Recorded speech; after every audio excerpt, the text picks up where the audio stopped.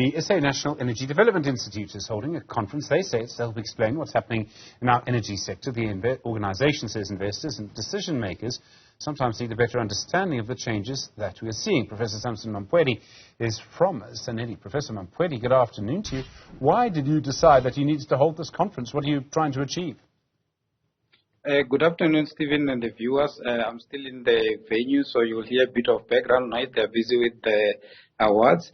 So the main reason behind this was basically to communicate the work that government and Sanedi is doing with various partners. So Sanedi is an entity of the Department of Mineral Resources and Energy. We work closely with the Department of Science and Innovation. I'm running the Department of Science and Innovations programs. So what we did was we had an opening address by the Deputy Minister of the Department of Mineral Resources and Energy, basically outlining government programs, including some of the work that the department is doing towards dealing with issues of load shedding. You'll recall, Stephen, that since the appointment of the Minister of Electricity, many people were thinking that the Department of Mineral Resources and Energy was no longer involved, which was not the case. So that was one of the issues that came up during the media briefing. And then afterwards, we had the Sanedi CEO outlining the work that Sanedi is doing together with the Sanedi board chair. And then afterwards, we had the Minister of the Department of Science and Innovation, Professor Blade Nimande, coming in to offer a message of support and also to outline some of the programs that we are running through the Energy Secretariat that I'm running, which included the Coal CO2 to X program, where we kept doing carbon capture and utilization, the renewable energy program that we're running, the battery storage facility program that we're running, and the Hydrogen South Africa program that we're running through the Energy Secretariat.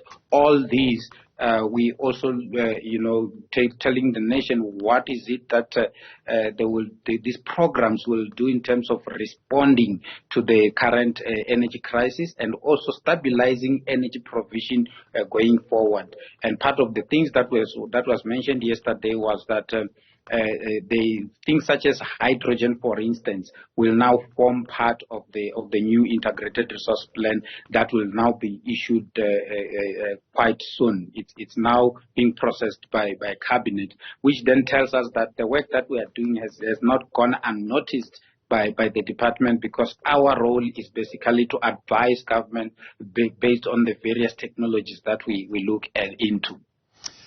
There's so many debates in this space, and I mean, we know, Professor, and through our conversations with you, we've seen the renewable lobby making a lot of progress.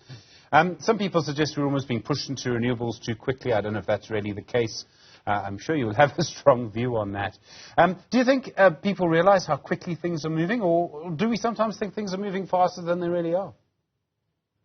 The sentiment have been that in terms of the closure of the power stations, for instance, we need to work on the various plans and ensure that we've got enough load to replace the load that we are closing.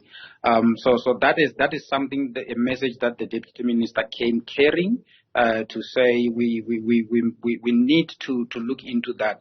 But in terms of the renewable energy program itself, the sentiment is that we need to fast track the implementation of the renewable energy program through the department. The advisor to the Minister of Electricity was also here today. There's a huge appreciation on the impact of climate change, for instance, because people are starting to see their houses being damaged, their cars being damaged and things like that, and they're starting to see that there is really a need for us to focus on this. There were also discussions around the repurposing and the repowering of the coal fleet, looking at various technologies, including your gas, and also bringing in the carbon capture and utilization technologies and carbon capture and storage technologies. The sentiments is that the carbon capture and utilization and carbon capture and storage technologies are still not yet at a much advanced stage. So we still need to bring in new generation capacity as quickly as possible from gas and other areas. And one of the problem that was identified when we started talking about gas, for instance, was that Sasol has indicated they are here as well. They've indicated that if we don't have new gas discoveries or do new gas explorations, we will run out of gas by 2026, 2027, thereafter. And that is a cause for concern. So the Department of Mineral Resources and Energy started saying we need to look at that quite closely and look at the issues around ramping up the renewable energy program as well as the clean coal technologies as well. It's a very contested space. I mean, are you expecting any arguments at your conference about it? We know, people, the gas lobby are pushing very hard. The renewable lobby are pushing very hard. Some people think wind is going to save us from everything. We certainly have enough hot air in our society. Professor, I mean, this is a very contested space, isn't it? Yeah, it is. But the good thing about the deliberations that we had was that we didn't see much of contestations because the idea basically was to rely on science, to say what does science and engineering say, and basically we're saying let us stabilize the current fleet that we have. And then let us work out a proper plan to basically phase out the coal fleet to a certain extent, because we appreciate that we will still have coal in the near future. We anticipate that the new integrated resource plan will have a coal share. It will still have some nuclear and maybe additional nuclear. We don't know as yet.